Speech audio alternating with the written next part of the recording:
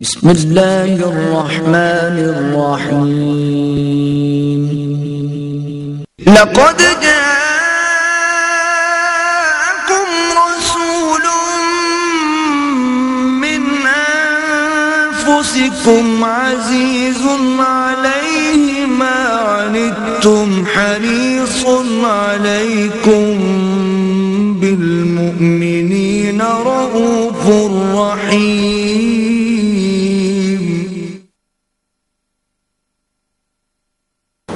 نحمده ونصلي على رسوله الكريم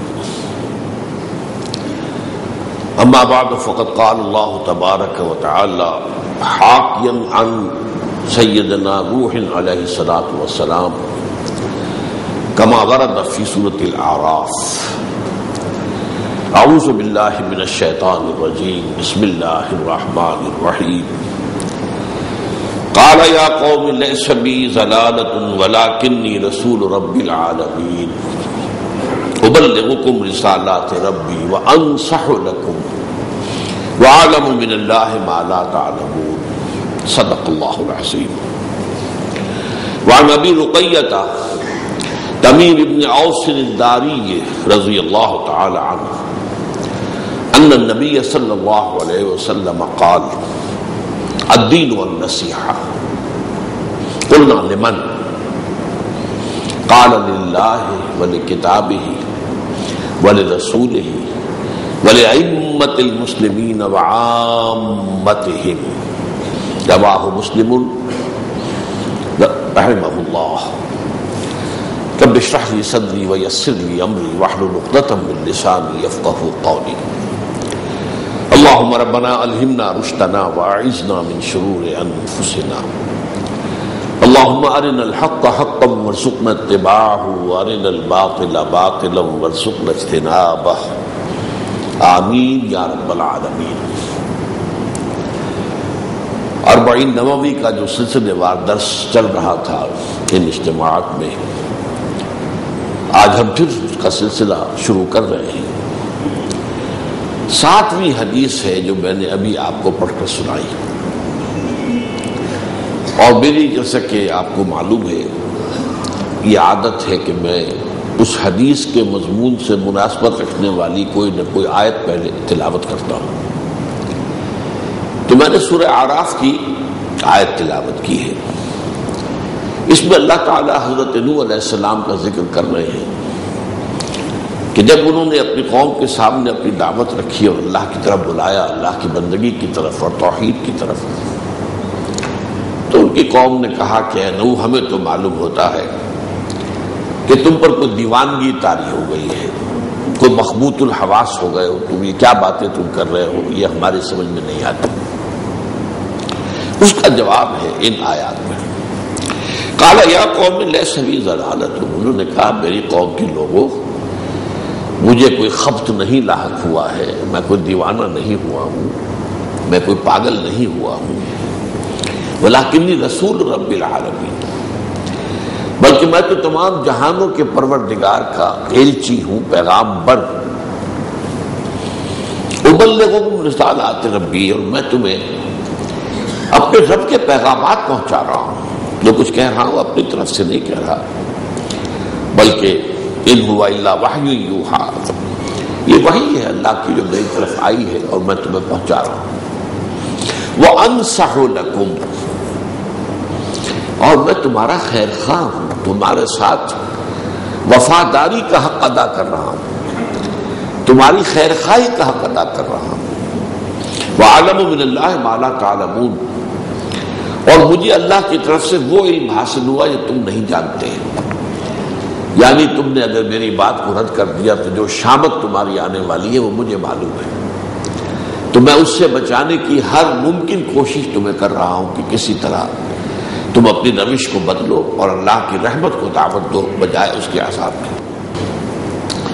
یہ لفظ قرآن مجید میں کئی مرتبہ آیا ہے بہت سے رسولوں کے. حضرت شعیب نے بھی یہ فرمایا جب ان کی قوم برباد ہو گئی، تباہ کر دی گئی، جو انہوں نے رد کیا حضرت شعیب کی دعوت کو، تو انہوں نے بڑے ہی حسرت کے ساتھ کہا کہ اے میری قوم، میں نے تو نصحت لکم، میں نے تو تمہاری وفاداری کا خیر خواہی کا حق ادا کیا تھا، لیکن اب یہ کہ تم ولکن لا تحبون الناصحین، تمہیں اپنے خیر خواہ پسند ہی نہیں ہے، تم اپنے ان لیڈروں کی پیروی کرتے ہو جو تمہیں گمراہی کی طرف لے کر جاتے ہیں، تو اب یہ تمہارا اپنا چوائس ہے جس کا نتیجہ تم نے بھگت لیا ہے۔ فَكَيْفَ أَعْصَىٰ عَلَىٰ قَوْمِ ظَالِمِينَ، تو میں رنج کروں تو کیسے کروں؟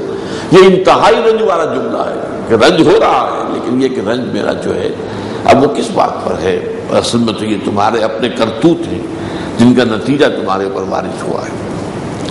اب یہ جو لفظ نصیحت ہے جو انبیاء کرام علیہ السلام کے ضمن میں قرآن مجید میں بار بار آیا ہے، اسی پر یہ ایک بہت جامع حدیث ہے، یہ جوامع الکلم میں سے ہے۔ میں نے اس سے پہلے بھی آپ کو بتایا ہے کہ حضور نے اپنے اوپر اللہ تعالیٰ کے جو خصوصی انعامات ہیں جب ان کا ذکر کیا ہے تو ان میں سے ایک یہ بھی ہے اوتیت جوامع الکلم، مجھے اللہ تعالیٰ نے نہایت جامع کلمات عطا فرمائے ہیں۔ مراد کیا ہے؟ کم سے کم لفظوں میں بہت بڑی حقیقت بیان کرتے تھے، دریا کو کوزے میں بند کر دینا جسے ہم محاورے میں کہتے ہیں، جامع بات، جوامع الکلم۔ الصوم جنۃ، اب دو لفظ ہیں، روزہ ڈھال ہے، ابھی چونکہ روزوں کا مہینہ گئے زیادہ دیر نہیں ہوئی، یہ نفس کے حملوں سے تمہیں روکنے کے لیے اللہ نے ڈھال دی۔ جس طرح آپ دشمن سے دو بدو مقابلہ ہو رہا ہو تو اس کے تلوار کے وار کو روکتے ہیں اپنی ڈھال پر، تو نفس کے حملوں سے روکنے کے لیے اللہ تعالیٰ نے تمہیں یہ ڈھال دی۔ الصوم جنۃ، اس طرح کے بے شمار کلمات ہیں، بہت عمدہ کلمات، جامع کلمات، انہیں جوامع الکلم کہا جاتا ہے۔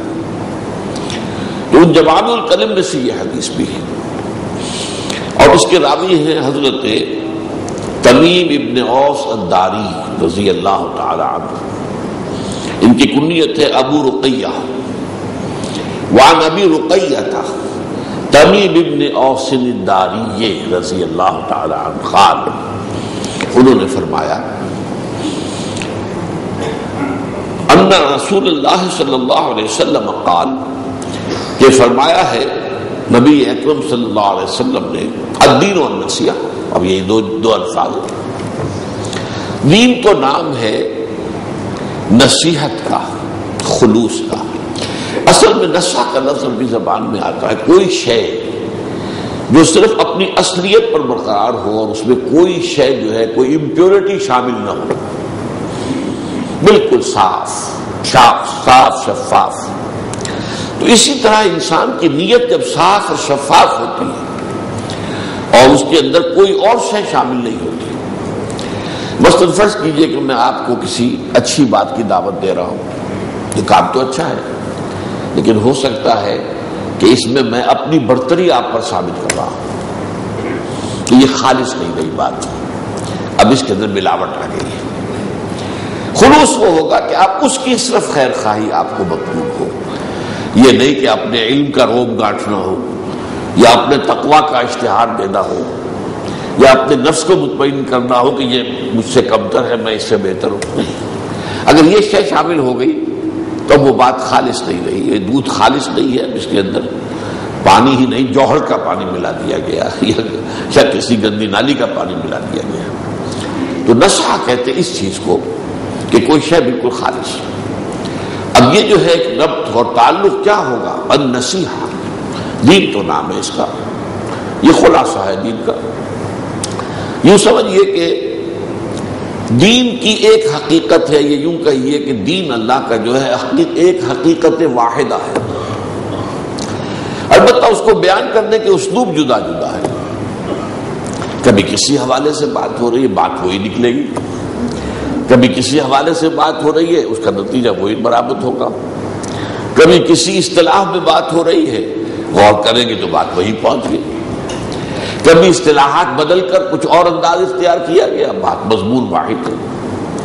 جس کی مثال اگر آپ دیں تو جو لائل پور کہلاتا تھا فیصل آباد، اس کا گھنٹہ گھر ہے، اب 8 بازار ہیں جو اس گھنٹہ گھر پر آ کر جمع ہو رہے ہیں، جس دروازے سے داخل ہو جائیں، جس بازار سے داخل ہو جائیں، گھنٹہ گھر تو سامنے آئے گا، گھنٹہ گھر پہنچ جائیں گے۔ تو دین کی حقیقت جو ہے حقیقت واحدہ، اس کو بیان کرنے کے لیے بے شمار اسلوب ہے، جس کو کہا گیا ہے ایک شعر کے اندر کہ ایک پھول کا مضمون ہو تو 100 رنگ سے باندھو۔ اب یہ ادب کا، کسی کی فصاحت اور بلاغت اور قادر الکلامی کا ایک جو ہے مظہر ہے کہ وہ ایک پھول کی تعریف کر رہا ہے کہ کس کس انداز میں کر رہا ہے، کن کن پہلوؤں سے کر رہا ہے۔ ایک پھول کا مضمون ہو تو 100 رنگ سے باندھو۔ تو یہاں دین کی حقیقت کو واضح کیا گیا ایک نظم ہے، الدین والنصیحہ۔ اس پر حضرت اوس فرماتے ہیں اور حضرت تمیم ابن اوس فرماتے ہیں، قلنا